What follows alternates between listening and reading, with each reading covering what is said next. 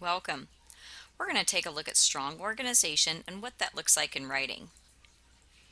Now, the most basic purpose of writing is to communicate ideas from the writer to the reader. And an effective reader can do this by following an organized plan and following that plan throughout the entire writing process. Let's take a look at an example of strong organization here. Everyone makes mistakes in life. Some are larger than others, and some affect people differently. Celebrities and their criminalities, such as drugs and alcohol addictions, have a very big impact on their lives. Drug and alcohol addictions are a couple of things that people don't really think much of, but once they start, it seems as if they cannot stop. Some of the celebrities that have made mistakes in their lives that cause their figures to change immensely would include Tiger Woods, Britney Spears, Jamie Spears, Gary Busey, Drew Barrymore, and many others. However, celebrities have found ways to bandage their reputations through rehab. So we can see in this example here that we have pretty strong organization. We're starting off with a hook statement. We move into a thesis, which states the main opinion that is being proven, and then we go into examples. Following all of the examples, we finish off with a conclusion sentence. This gives us this overall picture of strong organization in writing. What this might look like if we were to outline it out, this similar topic anyway, an outline may look like this. This one here has been color coded so that you can see that the Roman numerals 1 and 2 go together. They're both in black. And then the capital letters A, B, and C in the brown, those all go together. They have equal importance because of the way that they're structured in the outline. And then we have our examples, which are in the orange typeface there. There are many different things that you can do to stay organized throughout your writing. You can use strong paragraphing, which is what we saw in the previous slide. You can also use strong outlining or graphic organizing. That's what we're seeing here. Both are an important part of the writing process. Now in weak organization, which is what we want to avoid, we still have that same purpose, getting the ideas from the writer to the reader.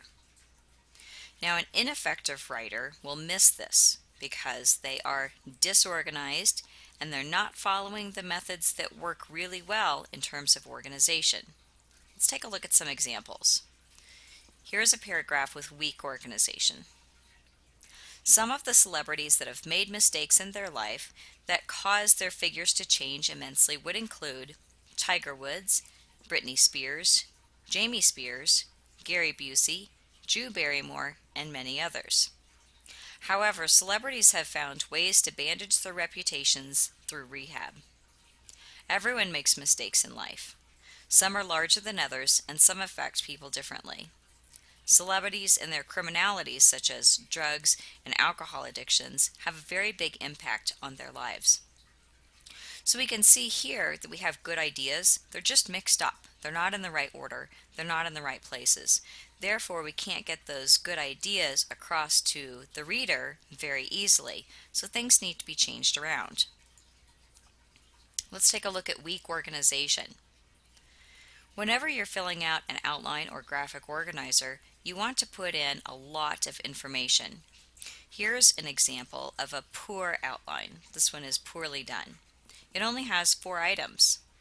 It has 2 of the Roman numeral 1 and 2, and then it has only 1 example under each of those, and they're very vague types of drugs. This is not a strong outline. This is a very weak outline.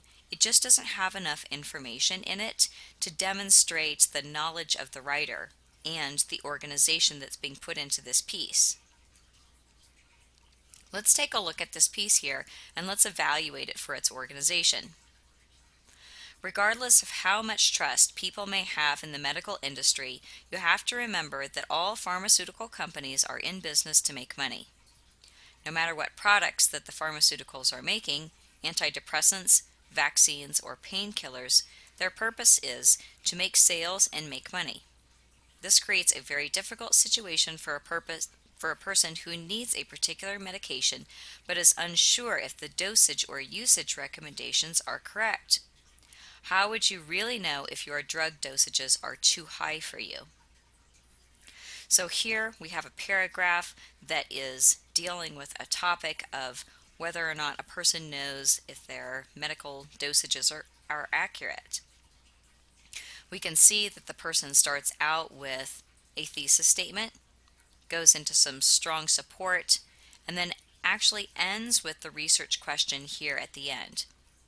This research question could be brought up to the very beginning. How would you really know if your drug dosages are too high? That could be brought up to the very beginning here and used as a hook statement, which could make it stronger in terms of the organization. Let's take a look at another example. How would you really know if your drug dosages are too high for you? No matter what products that the pharmaceutical companies are making, antidepressants, vaccines, or painkillers, their purpose is to make sales and make money.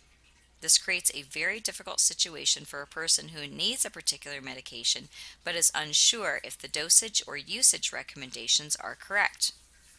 Regardless of how much trust people may have in the medical industry, you have to remember that all pharmaceutical companies are in business to make money. Now here we can see that change was made. We can see that question that was left at the end of the paragraph was moved to the beginning of the paragraph, making it into a hook question. It works really nicely there. It leads into the really important information in that paragraph and gives us some nice solid organization. So what kinds of things, what kinds of steps should you take to have strong organization? You should always brainstorm where you're coming up with your information that you will use and include in your piece of writing. Using graphic organizers is a fantastic way to stay on top of your organization throughout the creation of the entire piece. You also want to make sure that your individual paragraphs are using good organization, topic sentences, support sentences, conclusion sentences, that sort of thing. And you want to structure your essays correctly. So you're starting out with an introduction, going into body paragraphs, and always finishing with a conclusion. Brainstorming is very important. It's a great way to start out by getting lots of ideas down. Now you take this brainstorming and you break it down into a graphic organizer.